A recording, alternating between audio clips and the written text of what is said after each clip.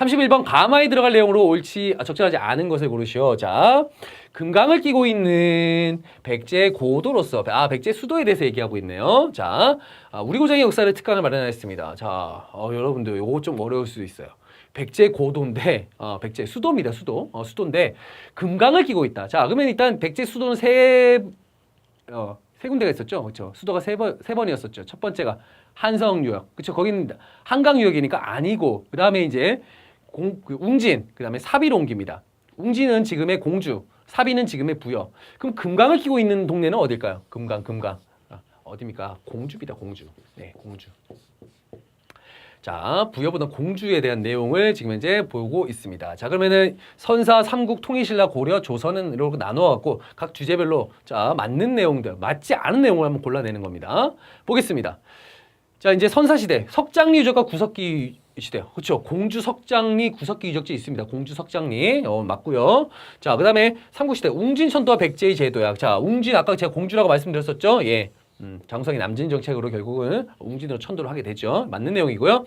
자, 김원창의 난과 그다음에 왕위 쟁탈전. 요건 뭐냐면요. 당시 이제 웅진주라고 있어요. 웅천주가 어디냐? 바로 이제 공주입니다. 요거 좀 어렵죠. 예, 김원창의 난이 있었던 게 웅천주인데 거기 이제 공주 지역입니다. 공주 지역.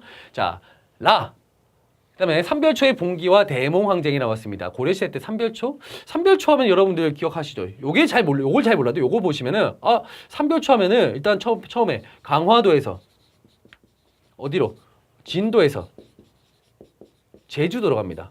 주로 섬을 중심으로 이동했다는 거죠. 섬을 중심으로. 금강을 끼고 있다? 이건 좀 약간 아닌 것 같죠. 여러분들 이렇게 찾아내시는 것도 하나의 방법입니다. 아시겠죠? 네.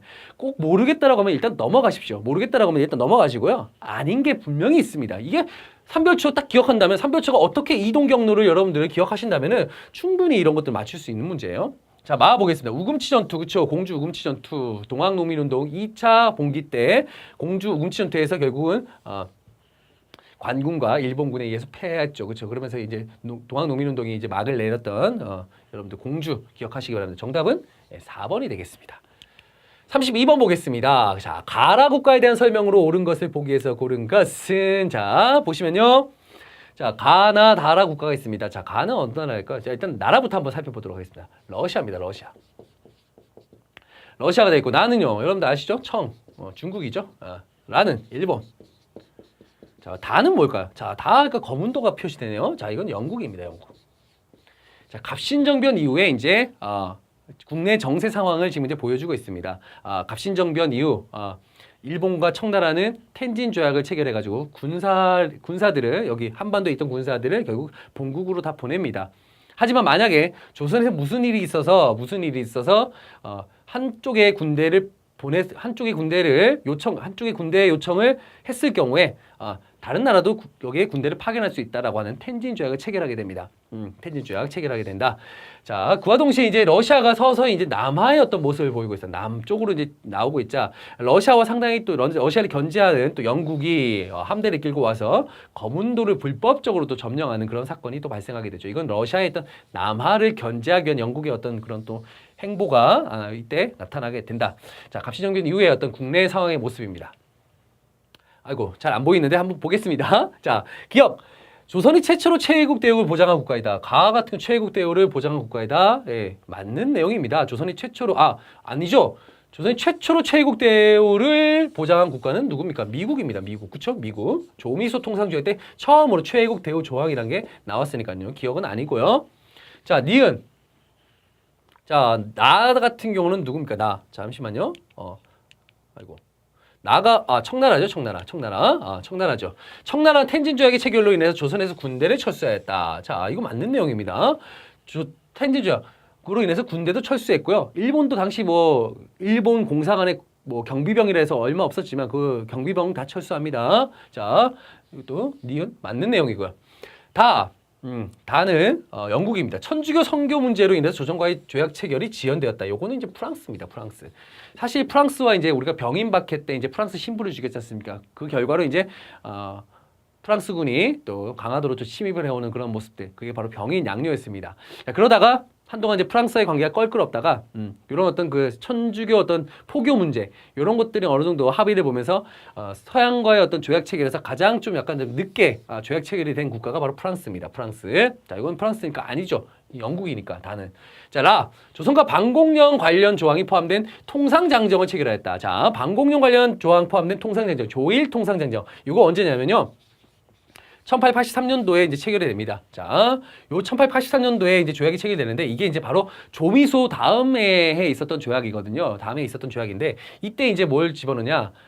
자신들이 앞에서 이제 미국보다 먼저 조약을 체결했지 않습니까? 뭐 조일소 조약 해갖고 그쵸? 체결됐는데 요때는 이제 미국과의 어떤 체결된 조약의 내용들이 여기 좀 첨부가 되는 부분도 있어요. 대표적으로 최애국 대우 조항을 여기다 집어넣었었고요. 일본도.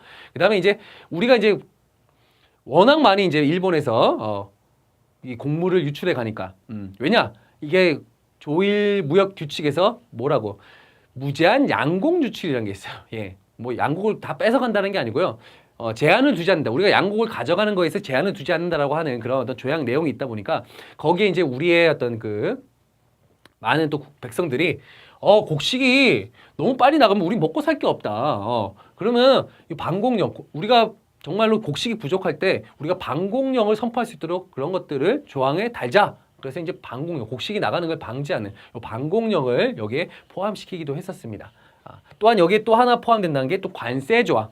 우리가 이제 일본이 우리와의 무역에서 이제 무관세였던데 이때부터 이제 어느 정도 관세를 또 집어넣기도 합니다. 네, 그런 것들까지 여러분들도 같이 이렇게 살펴보시는 것도 좋습니다. 자, 그래서 정답은 뭐가 될까요? 니은과 리을 4번이 되겠습니다. 33번. 밑줄근 협회에 대한 설명으로 옳은 것은 드디어 우리 협회에서 요구가 반영된 헌의 6조가 그 다음에 관민공동에서 체결됐다. 아우 끝났어요. 네, 뭡니까? 독립협회. 독립협회입니다. 여러분들 제가 독립협회 항상 설명할 때 항상 뭐 앞에 배경들 독립협회가 만들어진 배경들도 중요합니다만은 결과도 중요합니다만 독립협회의 활동 너무너무 중요해요. 거의 뭐 독립협회와 관련된 문제가 나왔을 경우는 대부분이 취재된다고 보시면 되겠어요. 독립협회 활동 반드시 보시기 바랍니다. 여기에 정답도 독립협회 활동과 관련된 거예요. 보겠습니다. 자, 고종의 강제퇴위 반대운동을 주도하였다. 자, 강제퇴위 반대운동을 주도한 건 누굴까요? 이거 대한자강회입니다. 애국개몽단체였었죠. 대한자강회가 되겠고요. 자, 자유민권운동을 전개하고 의회설립운동. 자, 독립협회 활동 중에서 가장 중요한 부분이 바로 의회설립활동. 이건 너무나 자주 나와요. 나왔는데 이번엔 안 나오겠죠. 또 나왔습니다. 또 나옵니다. 자, 정답은 2번이 되겠습니다. 3번 대성학교 오산학교를 설립하여 인재를 양성했다. 이 신민회죠. 신민회. 역시 애국개몽단체였던 신민회입니다. 신민회 중요합니다. 자, 황제의 측근 세력을 중심으로 해서 전제군주제를 지향하였다. 자, 요거는 이제 대한제국 시기 때 모습이라고 보시면 되겠죠. 전제군주제. 대한제국 때 시기. 사실 독립협회는 무엇을 주장했습니까? 입헌군주제입니다. 입헌군주제. 입헌군주제예요. 전제군주제가 아니고 전제군주제 지향한 거는 이제 대한제국이 만들어졌죠. 대한제국. 대한의 황제의 국가다라고 선포하게 되죠. 자, 요건 아닙니다. 자, 5번. 일제 황무지 개강권 요구를 반대하는 운동이 전개되었다. 이건 이제 보안회와 관련했습니다. 이것도 역시 애국개몽단체, 그렇죠? 보안회와 관련되어 있습니다. 애국개몽단체들, 요 세 단체, 요건 뭐를 했는지 기억을 하셔야 됩니다. 자, 그런데 정답은 2번이 되겠습니다. 34번. 다음 정보가 발송된 이후에 사실로 옳은 것은 자, 여러분들 키워드 한번 찾아보겠습니다. 자, 이러한 긴 자료가 나오면요. 여러분들 벌써부터 이미 한숨부터 쉬는 경우가 있는데 여러분들 긴 문장이라고 여러분 절대 쫄 필요 없어요. 왜냐? 키워드 있거든요. 보겠습니다. 뭐 이토라고 하는 이토 히로부미를 얘기하는 것 같아요. 이토 특별공사 하세거 장군 하야시 공사가 군대를 끌고 궁궐로 난입하여 무력으로 짐을 위협하면서 왕을 위협했죠. 그들이 만든 조약에 서명할 것을 강요하였어. 그리고 서울에 통감이란 걸 임명했답니다. 통감. 자, 그리고 제국의 외교권을 일본에 양도한다. 자, 요게 두 개가 이제 끝났네요. 네, 요거 두 개가 바로 나옵니다. 요거 뭘까요? 을사늑약이죠. 을사늑약. 또 다른 말로 제2차 한일 협약이라고 합니다. 을사늑약. 우리 조약과 늑약인데 조약은 서로 상호간에 합의가 있었던 걸 조약이라고. 늑약은 강제 체결이에요. 그렇죠? 그래서 우리가 이제 예전에 을사조약이라는 표현을 쓰기도 했는데 최근에 이제 을사늑약이라는 표현을 계속해서 쓰고 있습니다. 늑약입니다. 강제로 했으니까요. 여기에 나는 절대 이 고종이 옥세를 찍지 않았거든요. 최종 결정권자였는데 국제법은 도저히 용인될 수 없어. 독일의 도움은 국제법을 통해 일본에게 항의할 수 있는 짐과 제국을 위한 마지막 희망이요. 공은 당장 독일 정부에 이 사실을 알리고 도움을 요청하시길 바랍니다. 을사늑약에 대한 을사늑약 이후의 어떤 모습들을 여러분들 보기 위해서 골라내시면 되겠습니다.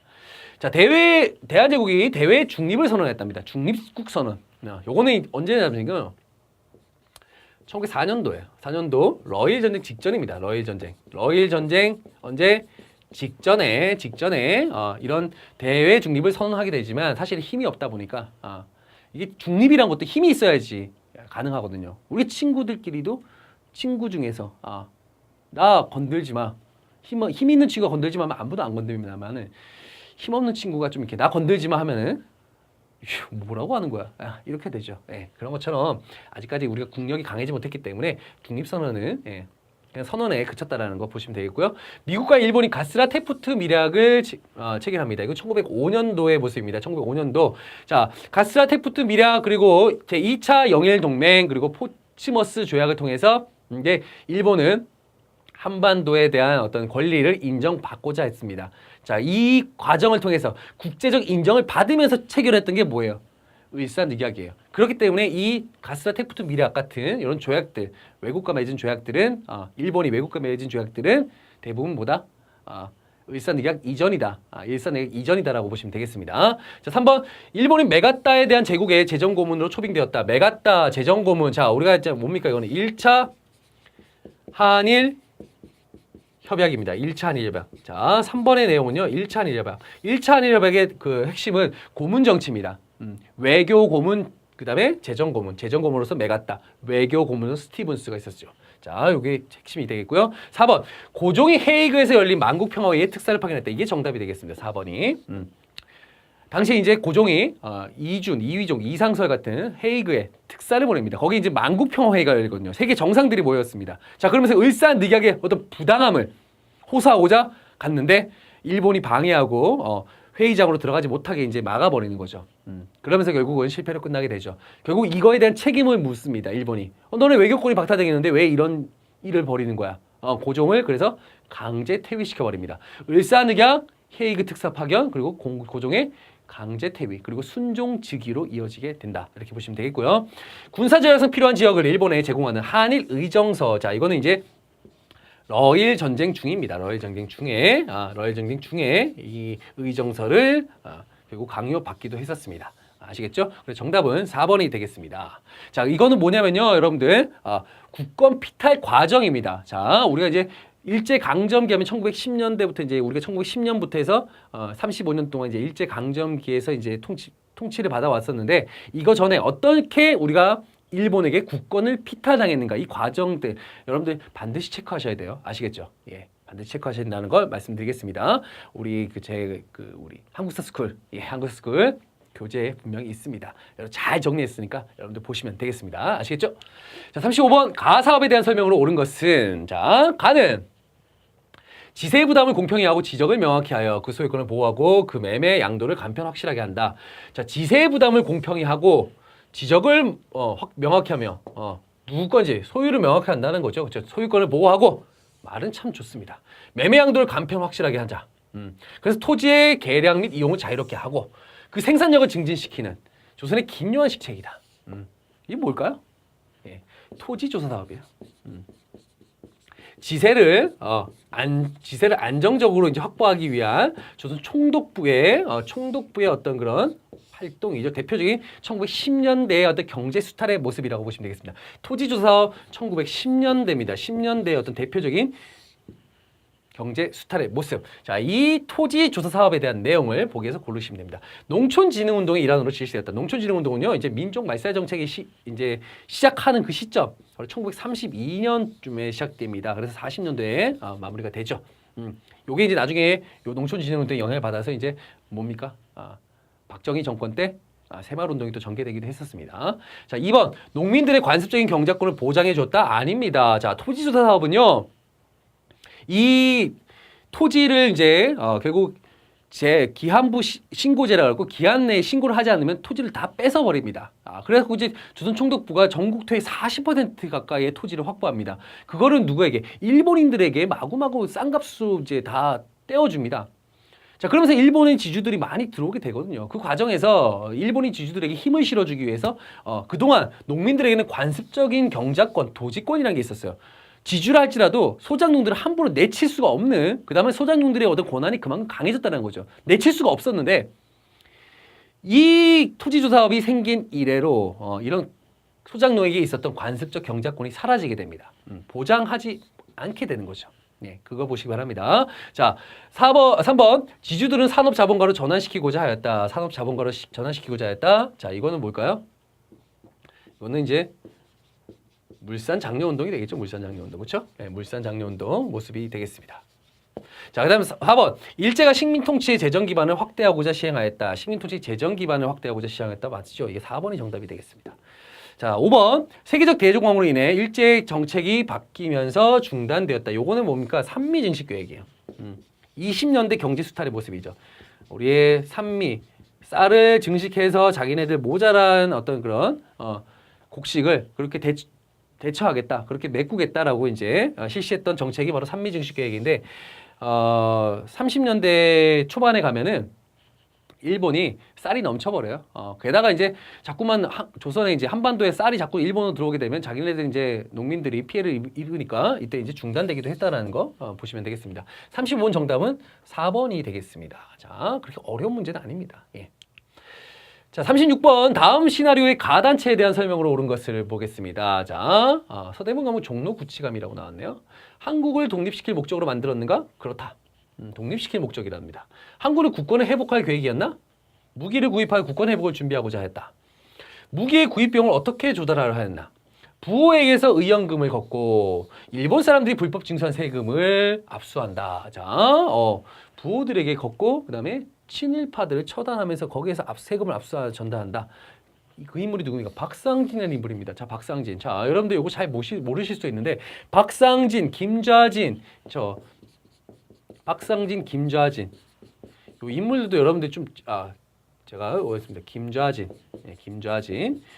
요 인물들이 만들었던 조직체가 있어요. 1910년대 비밀 결사 형태로 국내에서 만들어진 항일 항일 조직입니다. 항일 단체입니다. 자, 어떤 조직이냐? 바로 대한 광복회입니다. 자, 1910년대, 자, 여러분들 공부하시다 보면요.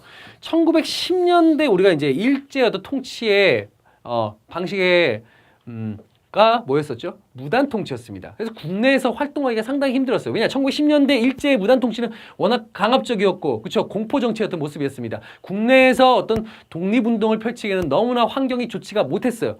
그럼에도 불구하고 국내에서 어떤 독립운동을 펼쳐나가는 단체들이 있습니다. 그 대표적인 단체가 바로 대한광복회가 하나가 있고요. 또 한 단체가 하나 더 있다면 임병찬, 당시 의병 출신의 임병찬이 조직했던 독립의군부라고 있습니다. 독립의군부. 자, 의자 들어갔죠. 의자. 뭔가 양반 유생이었던 그런 느낌이 나죠. 임병찬. 자, 요 두 단체가 대표적인 1910년대 국내에 있었던 대표적인 독립 단체라고 여러분들 보시면 되겠습니다. 항일 독립 단체가 바로 이들입니다. 자, 근데 여기 요 두 단체는요 상당히 좀 성격도 달라요.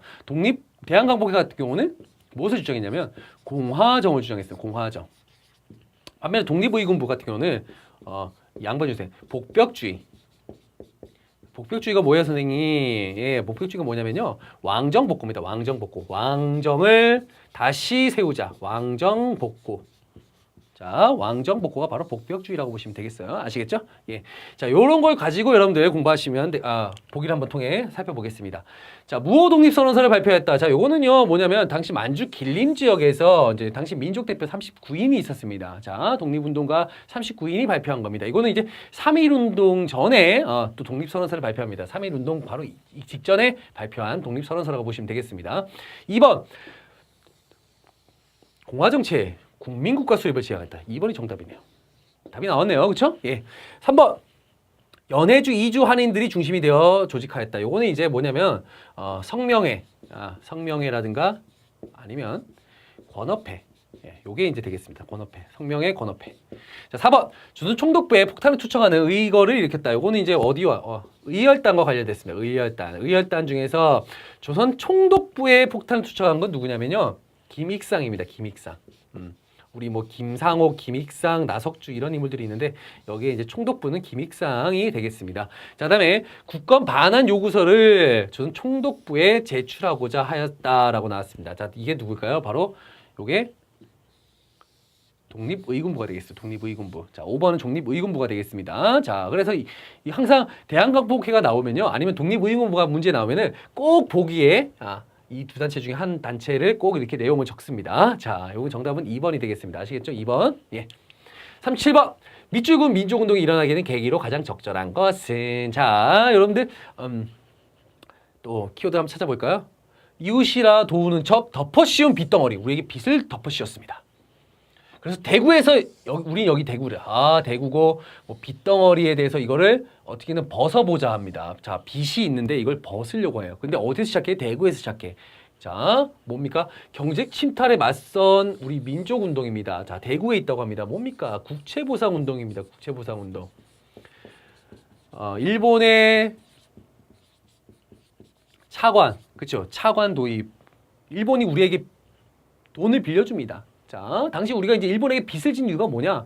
우리가 빌려달라고 한 것보다는 당시 일본이 우리에게 이제 근대 문물들, 근대 시설을 이제 마련해 준다라는 그 의미로서 우리가 너희들을 편리하게 해주기 위해서 근대 시설을 만들어 줄게. 근데 너희들 돈이 없지. 우리가 돈 대줄게. 자, 이런 식으로 억지스럽게 돈을 우리에게 대주는 겁니다. 이렇게 왜 돈을 자꾸 대주냐? 이유는 있습니다. 경제적으로 예속화시키는 거예요. 예속화. 경제적으로 일단 예속화를 시킨 다음에 이제 완벽하게 이제 차지하려고 했던 그런 어떤 의도가 있었던 거죠. 근데 문물이란 거는 어찌 보면은 편리성도 있습니다만은 일제 같은 경우는 이 당시 침략성이 내포되어 있다라고 보시면 되겠습니다. 침략성이 분명히 내포되어 있다. 자, 결국은 우리가 결국 빚을 지게 되죠. 당시 이제 진 빚이 뭐냐면 당시 우리 대한제국의 1년 예산과 맞먹는 1,300만 원을 빚졌습니다. 그런데 대구를 시작으로 해서 대구에서 시작돼 갖고 이제 대한매일신보 언론사들의 후원에 힘입어서 그리고 모금운동을 펼쳐나갑니다. 언론사의 후원을 받아서 모금운동. 그때 이제 뭐 남자들은 뭐 금연하고 금주하고 그리고 여성들은 가락지라든가 아니면은 뭐 비녀 이런 것들을 내놓기도 했거든요. 자, 그러면서 이제 우리가 1,300만 원의 어떤 절반이었던 600만 원을 갚았습니다. 자, 일본은 여기에 대해서 이제 갚으니까 불안한 거예요. 왜? 돈을 갚겠다는데 왜 불안합니까? 경제적으로 예속화시킨 다음에 이게 완전히 한반도를 차지할 심산을 갖고 있었는데 이 갚아버리면 더 이상 이제 간섭할 거리가 없지 않습니까? 자, 그러다 보니까 일본이 중간에서 방해를 하게 되는 거죠. 특히 이제 대한매일신보, 이 국채보상운동을 후원했던 대한매일신보를 어떻게 할까요? 없애려고 하죠. 예, 그때 이제 대한민신보의 공동사장이라고 할 수 있었던 양기탁을 이 모금 운동을 횡령하려고 한다라는 의미로 그런 혐의로 이제 구속을 시켜버리고요. 그 다음에 이제 당시 공동사장이었던 또 베델, 영국인 베델이었습니다. 자, 영국인 베델 같은 경우는 취해법권이 있기 때문에 일본인들이 어떻게 할 수가 없는 상황이었고 나중에 이제 영국 정부에 알려서 이제 결국은 추방시켜버리는 어떤 그런 또 결과를 나타내게 되는 거죠. 그리고 국채보상운동은 제대로 이제 실패로 끝나버리죠. 네. 자, 이게 일어나게 계기.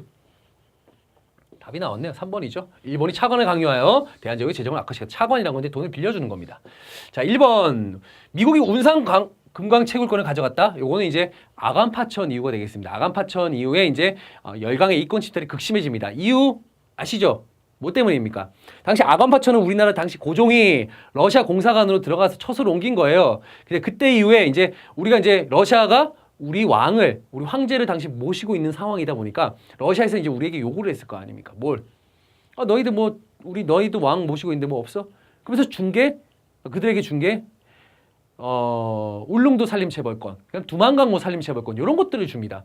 자, 여기에 이제 서양 열강들이 개떼처럼 몰려드는 거예요. 열강들이 뭡니까? 최국 대우를 열어줘. 최국 대우를 들어가지고. 자, 최국 대우에 뭡니까? 최고로 혜택을 받아야 된다. 쟤한테 저만큼 줬어? 우리도 그만큼 혜택을 받아야지. 그래서 미국, 그 다음에 뭐 독일, 그 다음에 일본, 뭐 너나 할 것 없이 다 달려들게 되는 겁니다. 요것도 마찬가지예요. 프랑스 경의선 철도 부설권을 획득하였다. 경의선, 서울과 의주를 잇는 이 경의선 철도 같은 경우는 나중에 누구한테 또 부설권을 넘겨줍니까? 프랑스가 일본에게 넘겨주는 거예요. 경인선도 처음에는 미국이 부설권을 땄는데 나중에 또 누구한테 일본에게 넘겨줍니다. 경부선 또 일본이 부설권을 획득했고요. 그래서 철도 부설권에 있어서는 다 일본이 가져가게 돼요. 일본의 어떤 그런 침략성의 어떤 그런 그렇죠 속셈을 충분히 알 수가 있는 거죠. 자, 4번 러시아가 압록강, 두만강, 울릉도의 산림체분을 가져왔다. 이것도 아간파천 이유가 되겠고요. 중국이 조청 상미 수립 무역 장정으로 내지 통상권을 얻었다. 내지 통상권 얻었습니다. 자, 이거 언제입니까? 이모군란 이유가 되겠습니다. 이모군란 이유. 자, 이모군란 이유. 곤란 이유. 나머지 1, 2, 4번 같은 경우는 뭡니까? 언제입니까? 자, 아간파천 이후라고 보시면 되겠습니다. 아시겠죠? 정답은 3번이 되겠습니다. 38번 다음 자료의 민족운동에 대한 설명으로 옳은 것은 라고 지금 뭐 사람들이 지금 뭐 외치고 있죠. 그렇죠? 백의의 청년들이 앞을 다투어 대열에 가담했다. 인파는 광화문 내거리까지 꽉 메웠고요. 우리 눈에는 외놈 하나 보이지 않았다. 모두 만세꾼들이었다. 아, 만세운동이네요. 외놈 물러가라는 함성이 지축을 진동했다. 한대열은 경복궁으로 향했고 그들의 들은 바지만 광화문 앞에서 만세를 부를 때에는 순사 한 사람이 순사무저와 제복을 찢어던지고 조선 독립 만세를 부르며 시위에 가담하여 대중에게 깊은 인상을 주었다는 것이다. 자, 만세운동입니다. 우리 역사, 그렇죠? 우리 근대사에 있어서 만세운동 2개가 있습니다. 3.1운동. 그 다음에 60만세운동이 있습니다. 아, 헷갈리신다고요. 그렇죠? 이게 어떤 걸까? 근데 지금 딱 봤을 때 저는요, 이 딱 3.1운동이 느낌이 난다. 60만세 운동은 이런 식으로 자료를 제시 안 합니다. 왜냐? 60만세 운동이 이거, 물론 뭐 3.1운동보다는 3.1운동 같은 경우는 이제 학생과 종교계가 중심이 되었지만, 여긴 또 사회주의자가 등장하거든요. 사회주의자. 사회주의자가 이 60만세 운동에 어느 등장합니다. 그렇기 때문에 60만세 운동을 분명히 얘기할 때는 이 사회주의자 얘기를 빼놓을 수가 없습니다. 자, 그렇기 때문에 이건 3.1운동의 어떤 모습인데, 자, 한번 보기를 통해서 한번 찾아보도록 하겠습니다. 하여튼 만세운동이니까요. 자, 순종의 인산 이래 학생들이 주도를 이루었다. 이건 뭡니까? 60만세 운동입니다.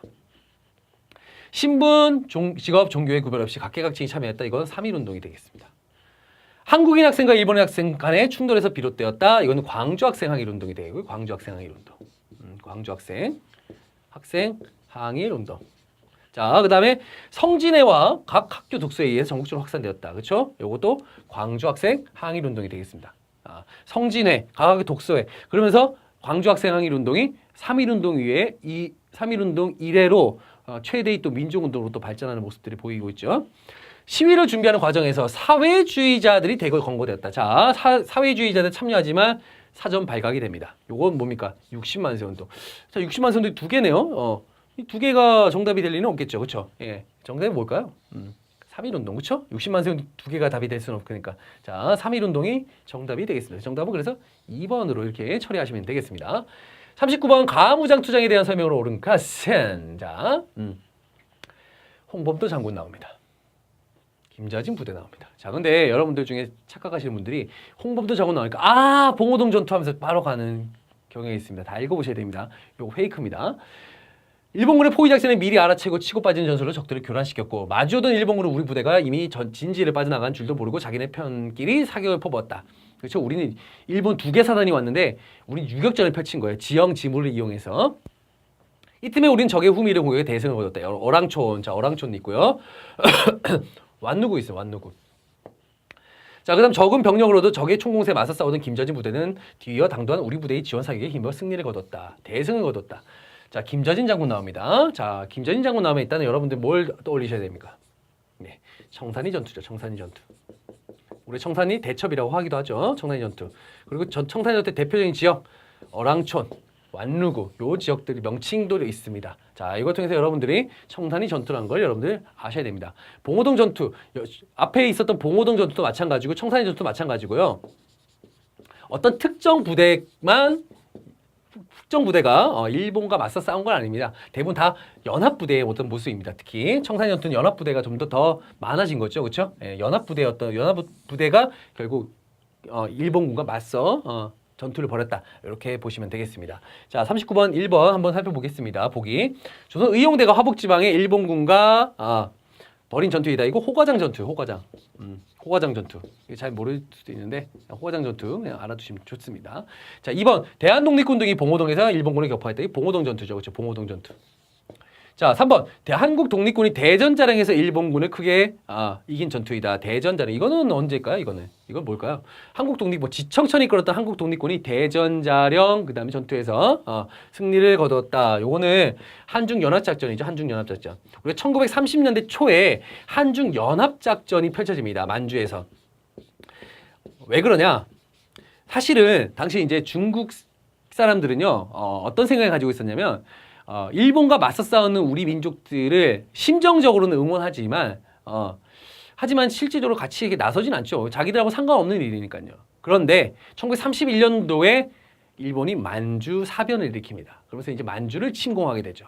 자, 이때 이제 그 중국인들도 우리와 같은 어떤 그런 심정을 가지게 된다는 거죠. 자, 그때 이제 1930년 초에 바로 이제 한국 독립군들과 중국군들이 연합하는 그런 모습들을 보입니다. 대표적인 게 한국 독립군의 대전자능 전투가 있죠. 자, 그 다음에 4번. 북로 군정선 중심의 연합부대가 일본군의 대승을 거둔 전투다. 바로 이게 4번입니다. 당시 김좌진이 이끌었던 대표적인 부대가 뭡니까? 북로 군정서군이거든요. 북로 군정서. 기억하시면 좋습니다. 자, 5번. 조선혁명군 양세봉이 이끌었던 조선혁명군이 중국 의용과 함께 연합작전을 펼쳐 승리한다. 자, 이거 뭡니까? 영릉과 흥경성 전투입니다. 이것도 이제 뭡니까? 이 전투도 역시 한중 연합작전이에요. 한중 연합작전. 예, 한중 연합작전. 1930년 이 자주 나옵니다. 이것도 시험 문제에 자주 나오는 또 부분입니다. 한국 독립군, 그 다음에 뭐 조선혁명군, 1930년 초에 한중 연합작전의 모습들 같이 이렇게 살펴서 연결해서 보시기 바랍니다. 39번의 정답은 4번이 되겠습니다. 1920년대 무장투쟁의 모습입니다. 가에 대한 설명으로 옳지 않은 것은 자, 가 한번 보겠습니다. 조지 루이스 쇼라고 하는 사람인데 아일랜드계 영국인입니다. 중국의 안동, 지금의 단둥입니다. 이륙양행, 자, 이륙양행 보입니다. 이륙양행. 자, 이륙양행. 무역회사를 운영하면서 상하이에 수립된 땡땡과 연락을 하기 위해 교통사무국을, 자, 교통국이죠. 자, 있도록 도와주었다. 1920년 일제에 체포되어 4개월간 옥고를 치는 뒤에도 변함없이 한국의 독립운동을 지원하였다. 조지 루이스 쇼입니다. 자, 이륙양행 나옵니다. 이륙양행 뭐냐면, 그럼 가가 뭘까요? 대한민국 임시정부가 되겠습니다. 대한민국의 임시정부의 어떤 군자금을 모금하기 위해서 만들었던 회사가 이륙양행입니다. 하지만 이걸 일본의 어떤 눈에 띄지 않기 위해서는 거의 뭐 유령 회사죠, 그렇죠? 일단 회사처럼 만들어 놨지만 실질적으로는 이제 돈 세탁을 하는 거예요. 여기서 군자금 모아갖고 여기서 이제 뭔가 회사를 운영한 것처럼 하지만 그 자금을 어디다가 대한민국 임시정부 군자금으로 보내는 그런 작업을 했던 게 바로 이륙양행입니다. 이 단둥적인 이륙양행, 그 다음에 이제 부산에도 있었죠, 이런 게. 임시정부의 군자금을 모금하는 그런 또 가짜 회사죠, 그렇죠? 위장 회사라고 하죠. 요게 있었는데 그건 뭐냐면 부산에는 백산상회가 있어서 백산상회. 자, 이륙양행 백산상회 나오면은 대한민국 임시정부의 군자금을 모금하기 위해서 만들었던 위장 회사구나 이렇게 사실 알아두시면 됐습니다. 그리고 교통사무국 나오니까 대한민국 임시정부란 걸 대략적으로 파악할 수가 있습니다. 옳지 않은 거 찾는 겁니다. 독립신문을 발행하고 한일 관계 사료집을 간행하였다. 자, 이거 이제 역시 임시정부의 모습입니다. 독립신문 발행한다고 하니까 여러분들이 이거 독립협회 아니에요라고 하는데 독립협회의 독립신문도 맞습니다만은 이 대한민국 임시정부에서도요 독립신문을 만듭니다. 네, 같지만 다릅니다.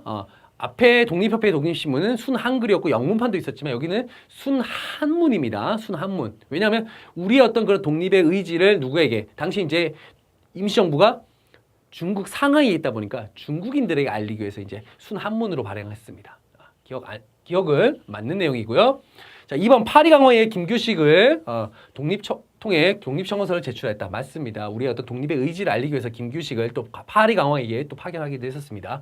복벽주의 이념에 따라 전국적으로 의병을 일으키고자 했다. 자, 이게 정답이 아닌 거죠. 아까 복벽주의 어떤 단체였습니까? 독립의군부였죠. 임병찬이 조직했던 독립의군부.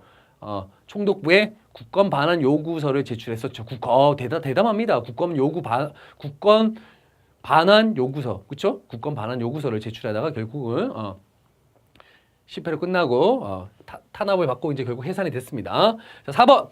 국외 거주동포에게 독립공채를 발행했습니다. 애국공채라고 표현하죠. 애국공채. 자, 이걸 발행해서 자금을 마련하기도 했었습니다. 공채. 국가에서 발행한 주식이라고 보시면 되겠습니다. 자, 5번. 구미위원부죠. 그렇죠? 구미위원부를 두어서 한국의 독립 문제를 국제 여론하는데 힘썼다. 구미위원부의 이제 구미위원부. 여기서 활동했던 대표적인 인물 이승만이 있죠. 이승만은 또 임시정부의 대통령이기도 했었죠. 구미위원부를 두어서 외교 활동을 또 펼치기도 했었습니다. 정답은 3번이 되겠습니다. 아닌 거니까요.